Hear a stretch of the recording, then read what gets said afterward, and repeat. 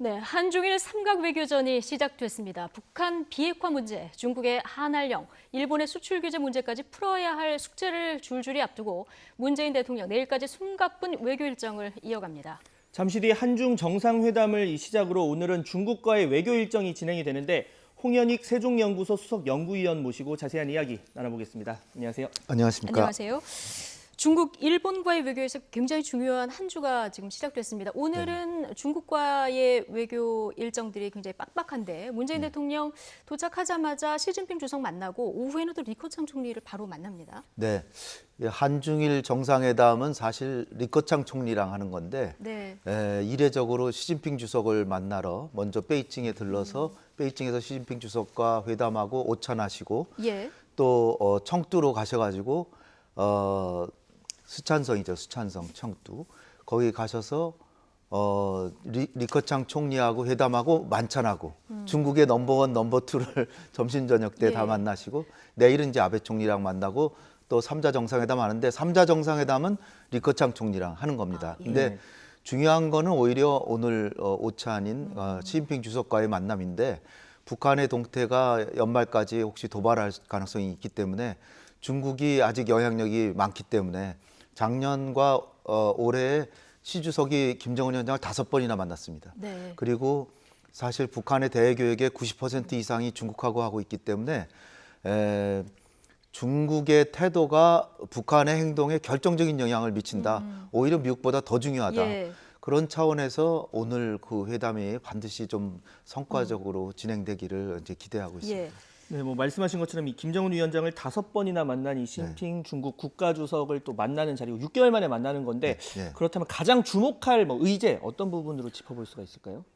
지금 사실 뭐 크리스마스 선물 뭐 북한에서 운운하고 있는데 네. 네. 저는 사실 시 주석을 안 만나도 북한은 연말까지는 쏘기는 어려울 것이다. 왜냐하면 ICBM이나 이런 미국을 향한 도발을 직접적으로 하기는 어려울 것이다. 그거는 이제 상식적으로 김정은 위원장이 연말까지 시간을 줬는데 예. 연말이 아직 안 됐는데 그렇게 장거리 미사일 쏘는 거나 핵실험하는 그런 큰 도발을 한다는 거는 자기 말에 스스로 시건하는 거기 때문에 제가 볼 때는 이제 어제 당 중앙군사위원회 회의를 했으니까 네. 이제 당 중앙위원회 전원회의라고 해서 북한의 권력서일 1위부터 300위까지의 한 300명의 그 지도자들이 모여서 이제 당 지도 방침을 정하고 네. 그 내용이 신년사에서 당의 새로운 기조라고 얘기를 한 다음에 그리고 나서 미국의 태도를 보고 뭐 아무리 빨라야 1월 중순이나 그 정도 도발하고 예. 아니면 또 미국이 계속 대화하자 그러면 조금 더 보다가 내년 3월에 한미연합훈련을 하느냐를 여부를 보고 그걸 빌미 삼아서 핵실험을 하든 장거리 미사일 쏘지 않을까. 예. 지금 연말까지 도발한다는 거는 이게 미국을 압박하기 위해서 크리스마스 선물했기 때문에 그런 거고 네.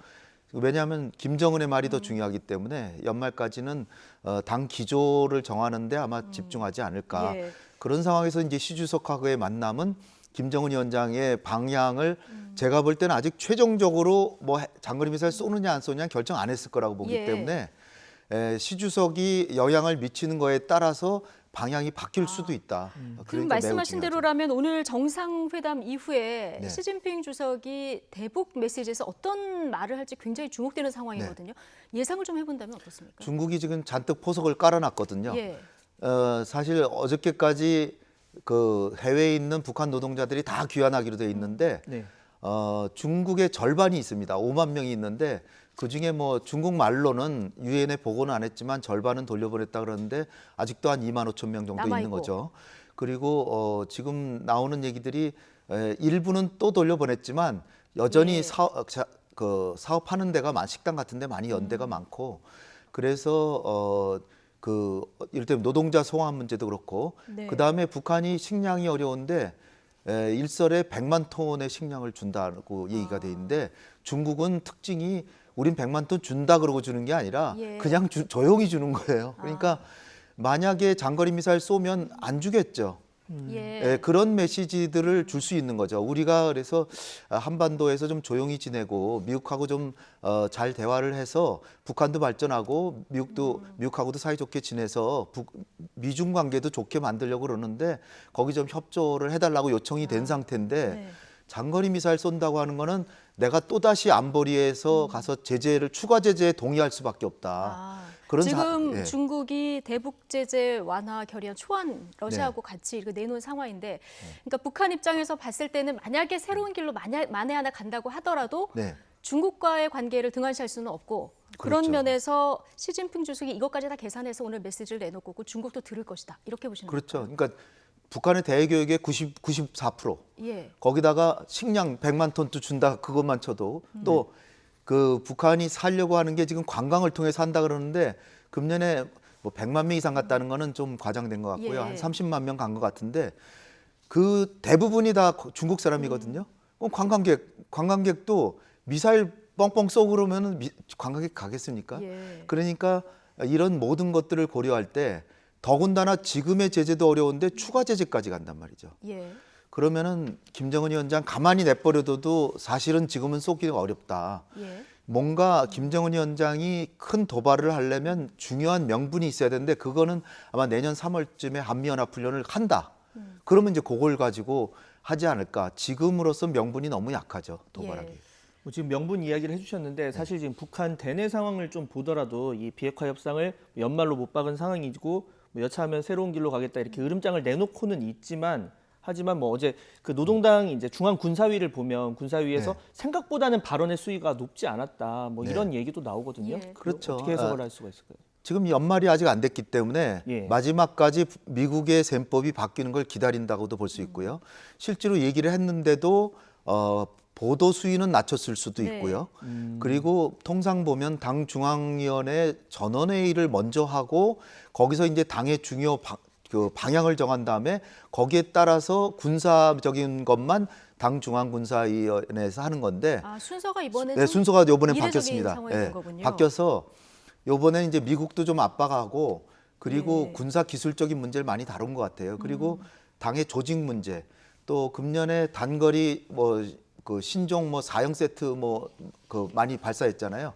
그걸 배치하려고 그러면 군의 조직도 좀 바꿔야 되고 그래서 인사 문제, 조직 문제 이런 것도 하고 그리고 자의적 국방력을 강화하는 방안이라 그러는데 이 용어 자체는 항상 쓰는 용어거든요. 아, 자의적 예. 국방력이라는 건. 네. 근데 미국을 진짜 자극하려면 핵무력을 강화하기로 했다든지 핵자가 들어가야죠. 예. 핵자가 들어가든지 아니면은 북미 간의 대화를 이제 당분간 중단하겠다든지 뭐 이런 내용이 들어갔으면은 이 당 중앙군사위원회가 대단한 모습인데 네. 그렇지는 않았고 예. 단지 이제 지금까지는 김정은 위원장의 주요 방침이 군을 당에 복종하고 충성하게 해서 군의 지위를 낮췄거든요.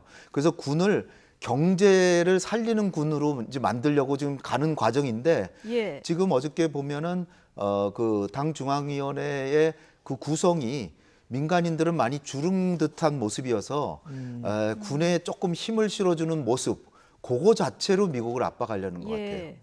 그러니까 기존에 보면 성군 정치 이제 대신에 당을 좀 위주로 이렇게 이제 개편을 네. 했었고 그래서 근데 이번에는 좀 그 개편된 인원을 보면 민간인이 많아서 그런 네. 부분에서 군에 좀 힘을 실어주는 모습이었다. 어저께 온 사람들이 다 당 중앙군사위원회 그 구성원이라고 보기에는 좀 예. 그렇지만 왜냐하면 80명이나 되는데 실제로 당 중앙군사위원회 이 위원 자체가 20명 정도밖에 안 되니까 그런데 그중에 이제 박봉주라든지 이런 민간인들이 눈에 안 띄었다는 거예요. 최룡해라든지 네. 그런 것들이 혹시 이제 그 발표는 좀 이따 나오겠지만 예. 그 조직 내용에서 예.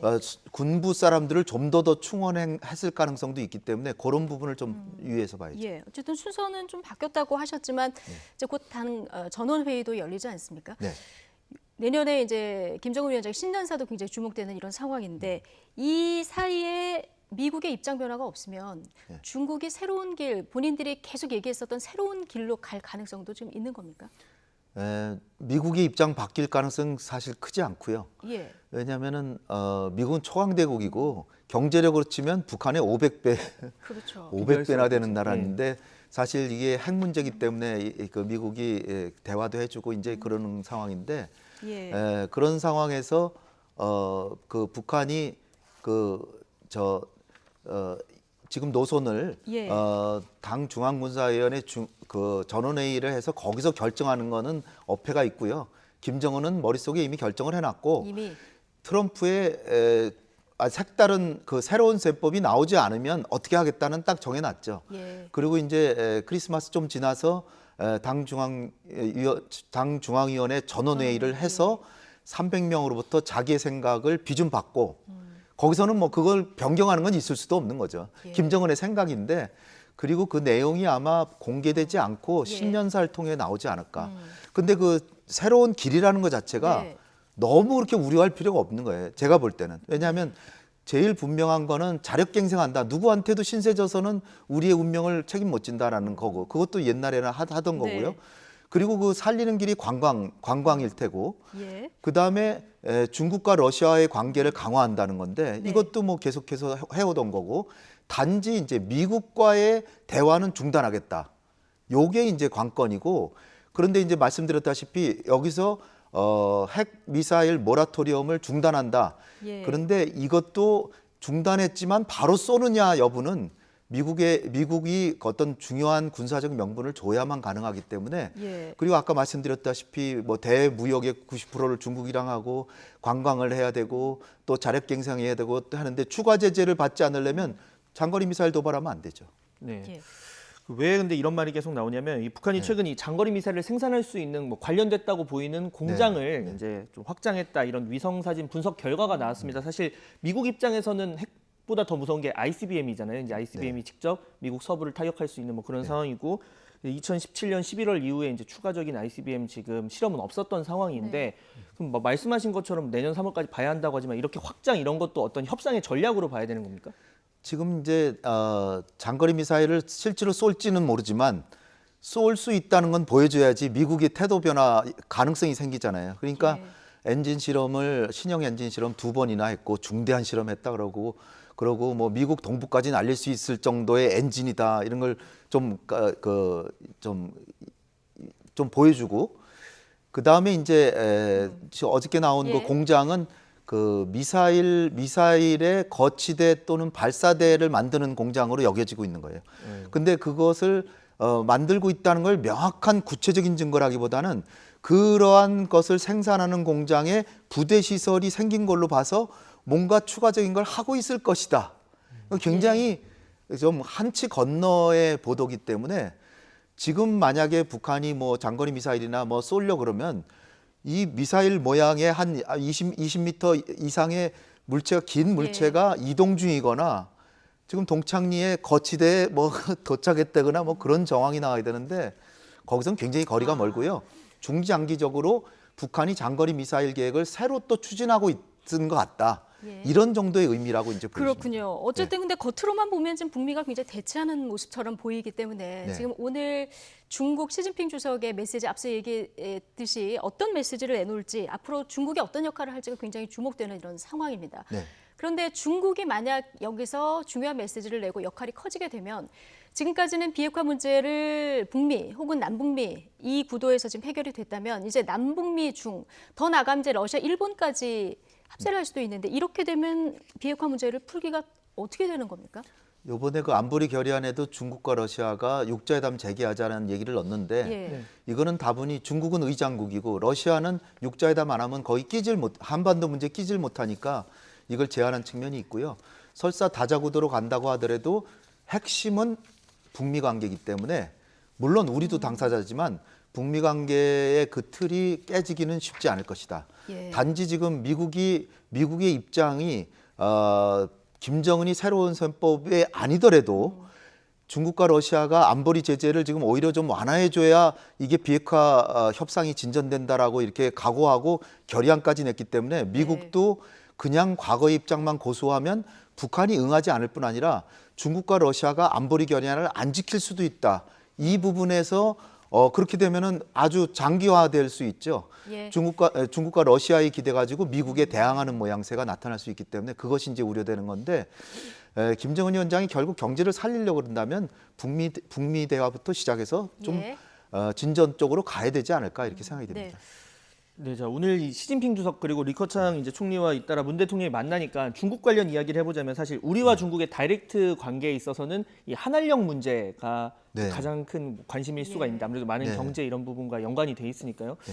이게 사실 꽤 오래된 이제 사드 갈등 이후에 계속된 문제인데 좀 어떻게 오늘 접점을 찾을 수 있을지 전망을 네. 해주신다면. 이 문제는 저는 옛날부터 이게 사실 사드는 박근혜 대통령조차도 배치를 해야 되나 고민하다가 탄핵되기 직전에 이거 배치하는 네. 쪽으로 이제 가고 이제 이렇게 돼서 매우 안타까운 일인데 우리 국가 안보보다는 미국의 동아시아 전략에 더 기여하는 바가 큰데 네. 그래서 우리 정부도 가능한 배치하지 않으려고 노력을 해왔고 문재인 정부는 이미 정부 출범했을 때 배치돼 있었기 때문에 예. 아마 배치 안 돼 있었으면 배치 안 했을 겁니다. 근데 배치가 이미 돼 있는 걸 가져가라라고 하기는 너무 어렵기 때문에 지금 있는 건데 예. 미국의 입장이 중국이 한국에 대해서 그렇게 보복을 하는데 막아주질 않았다는 거죠. 그러니까 미국에 대해서 좀 상당히 좀 그 애석한 좀 사실 동맹국으로서 그러면 안 된다 저는 네. 이렇게 보는데요. 네. 그럼에도 불구하고 이제 2017년 11월에 한중 간에 타협을 해서 사드 추가 배치하지 않는다. 한미일이 결코 동맹이 되지는 않는다. 뭐 이런 약속을 해가지고 그렇다면 그걸로 사드 문제는 넘어가자라고 했는데 네네. 중국이 계속 제지하는 건 또 중국이 굉장히 잘못하고 있는 거라고 예. 생각되는데 어쨌든 시진핑 주석이 자기가 사드를 반대한다라고 직접 얘기를 했기 때문에 그게 지도력의 문제하고 결부가 돼 있는 것 같아요. 그런데 이제 세월이 많이 지났으니까 금년에 사실 평양도 갔다 왔는데 당연히 서울을 와야 되는 거였어요. 그래서 5, 6월에는 서울에 온다는 얘기도 있었는데 네. 그게 이제 또 안 됐기 때문에 요번에 아마 제가 왕이 외교부장도 왔고 그래가지고 이 문제를 더 이상 문제 삼지 않기로 지금 구두로 약속해 놓고 내년 봄에 시진핑 주석이 서울에 와서 예. 그거를 확인하지 않을까. 알겠습니다. 네. 이번에 그러니까 한류 규제를 완전히 해제될지까지 발표는 안 하고 내년에 시진핑 주석이 방한 가능성까지 지금 논의를 하고 여기서 아마 발표를 하게 될 것이다. 네, 이렇게 조심스럽게 우리 카드가 하나 예상하는 거죠. 있는데 그게 네, 뭐냐면 아주 짧게요. 미국이 중거리 미사일 조약을 폐기했잖아요. 그래서 예. 한국에 배치하려고 그래요. 예. 근데 그걸 우리는 배치하지 않겠다라고 약속해주면 시진핑 주석한테는 큰 힘이 될 거라고 그게 이게 우리의 한중 카드로 관계. 지금 남아 있는 이런 상황이군요. 알겠습니다. 오늘 말씀 여기까지 듣겠습니다. 홍현익 세종연구소 수석연구위원과 함께했습니다. 고맙습니다. 감사합니다.